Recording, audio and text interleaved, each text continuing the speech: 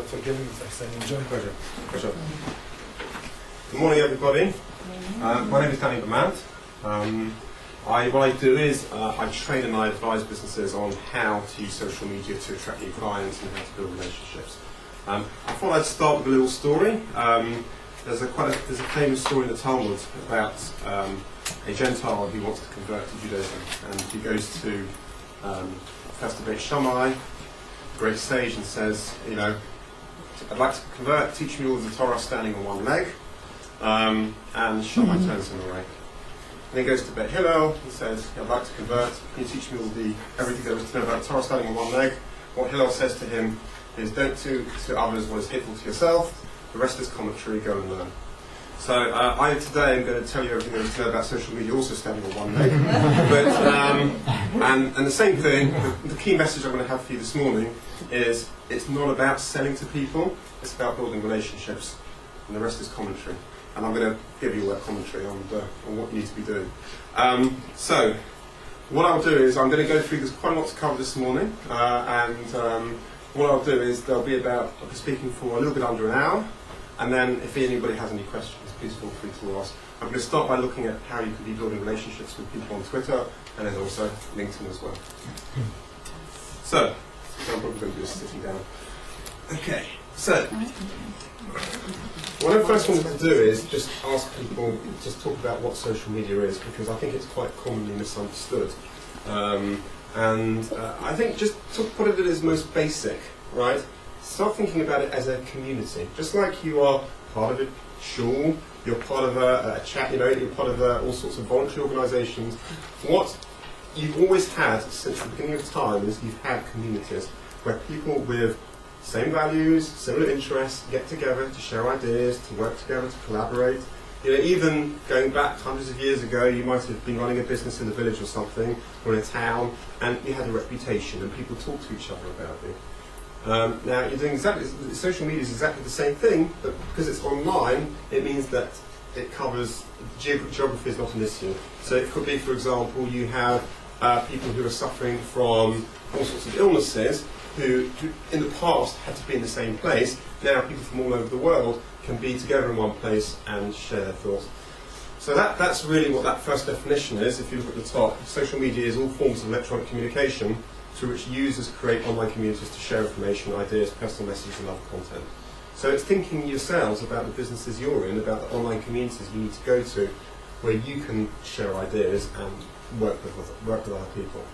And the other thing is that the second definition is mine, which is very topical in the hacking scandal. Think of social media as a telephone conversation that you can hack into without breaking any laws. And that's very basically, if you think about Twitter, people are talking to each other, you can just join in that conversation. A little bit like you go into a room and you see two people in the corner having a discussion together and you say, mind if I join in the conversation. That's what's so lovely about Twitter and LinkedIn, that you can do that. So I want to start off firstly with how you should be using Twitter for business. We're going to start by looking at the basics. And the basics means looking at your profile. And it's a very, very common mistake that people are so keen, they launch into sort of twittering away, and they don't actually think about what they're saying about themselves. And when you think about when people follow you, or when you follow people, the decision you make whether to follow somebody is you look at their profile, oh look, somebody's just followed me. Oh yes, what they do is quite interesting. Okay? So you need to be thinking yourself, when you're setting your profile up, you need to be thinking, you need to be putting yourself in the shoes of the person who might be following you. Am I interesting? Is what I'm saying different? Is what I'm offering relevant? Right? When you're in business, you need to have a unique selling proposition. So just to take what I do, social media training, social media consultancy is a very, very crowded market. There are a lot of people who do what I do. But in my case, I specialise. I do industry-specific training. So in October, for example, I'm doing specific training for independent schools on how they can be using social media to attract new pupils. So, for example, if you're an accountancy firm, think about the angle that you might have. Are you serving a particular industry, right? If you're, for example, running a law firm, Is there an area of law you specialise in? It might be, for example, that you've got a track record in evicting troubled tenants from properties. And if that's the case, what you might do well at is to actually focus on that on your Twitter profile. Now, there's two approaches to a Twitter profile. The top one is mine. The bottom one is somebody else I know, Clive Mulligan, who basically does sales training.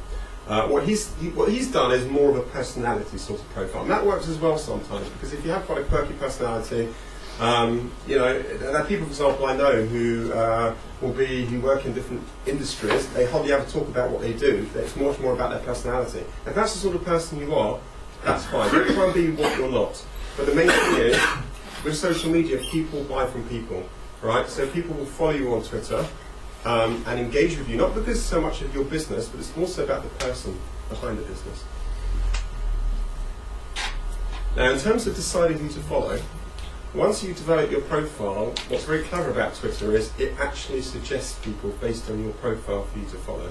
So you can go in, if you click, there's a hashtag symbol you'll see on the top of your Twitter profile, and you can then click on the symbol who to follow, and it will start suggesting people.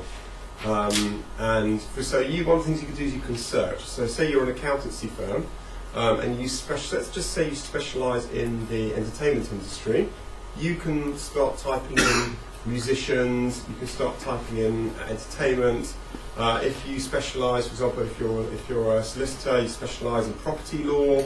There's all sorts of you can search for property-related keywords, and what that will do is it will bring up all sorts of people on Twitter who are in your target market.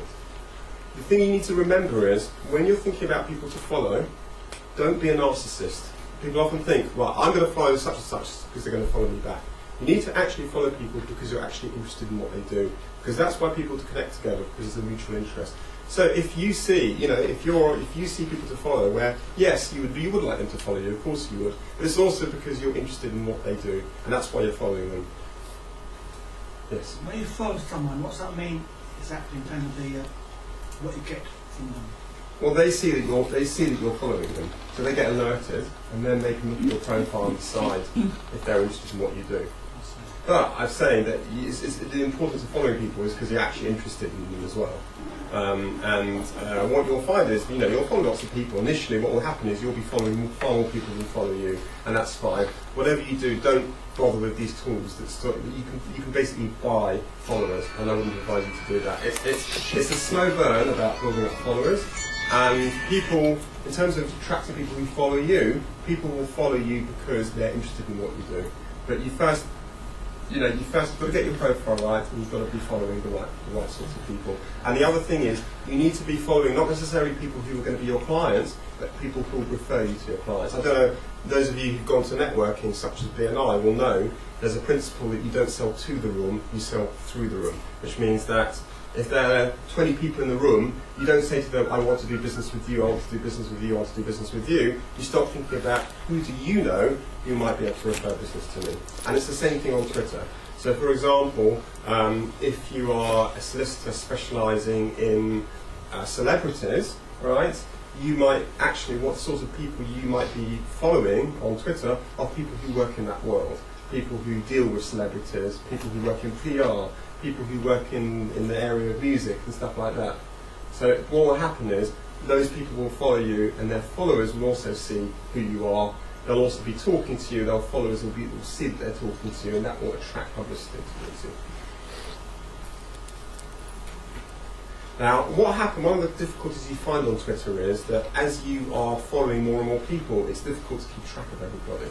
So, say for example, let's say for example, I'm a lawyer who specialises in property.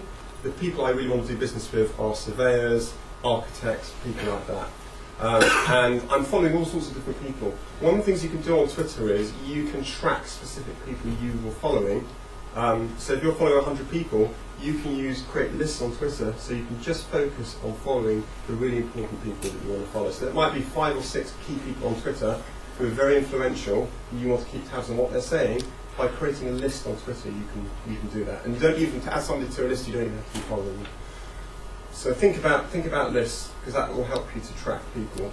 Just to give you an example of what I do, I work a lot collaboratively. It's quite common in my industry, and you need to be thinking about this as well. can you be collaborating with people in the same industry as you? So for example, if you work with an accountancy, you might be collaborating with, there might be bookkeepers who are work, for example.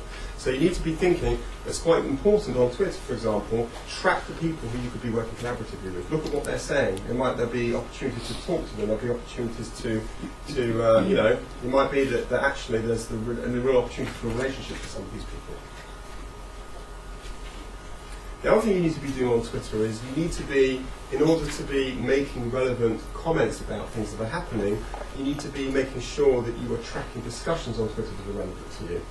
So for example, I mean this is a really crude example, but if you're an osteopath, you might be tracking discussions about back pain, people who are talking about back pain. So one of the things you can do on Twitter in real time is you can track what people are talking about. And if you, for example, type in "my back is killing me," you literally get thousands of results a minute. You know, what you can do on Twitter is you can save these search results. So if there are all sorts of different phrases which you're searching for, which are relevant to you, you just have to go into Twitter and go down a list of search phrases, and it will bring those up.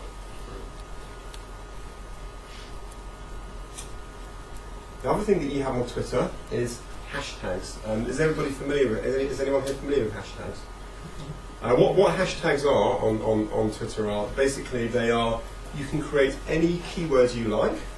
It doesn't have to be anything in the dictionary, but basically that is a keyword which you can create. You can create yourself, or it's been created already, and it allows you and other people to track in real time what other people are talking about. So, for example, if you are running a conference.